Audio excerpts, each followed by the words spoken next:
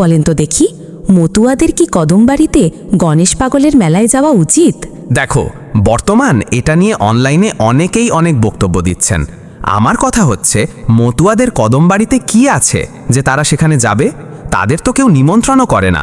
বলতে পারো তারা এক প্রকার রোহিঙ্গা, নিজে নিজেই কদমবাড়িতে যায়, গিয়ে আবার অদ্ভুত অদ্ভুত দাবি দাবা করে বসে। দাবির পেছনে আবার যুক্তিও দেখায়।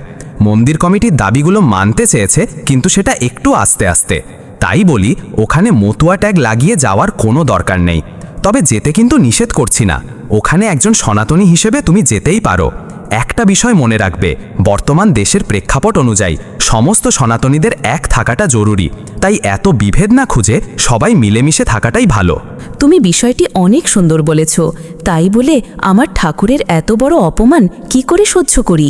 তোমরা নিজেরা সংগঠিত হও, তারপর এখানকার কমিটির সঙ্গে কথা বলো। চেষ্টা করো সমস্ত মতুয়ারা মিলে ওখানে একটা মন্দির তৈরি করে দেওয়ার। তারপর প্রতি বছর মেলার সময় সেটা তত্ত্বাবধান করো। প্রয়োজনে মন্দির কমিটির সঙ্গে সমন্বয় করো, তাহলে তো সমস্যার সমাধান হয়ে যায়। তুমি ঠিকই বলেছ গোসাই। জয় হরি বল। আমাদের সকলেরই তাই করা উচিত।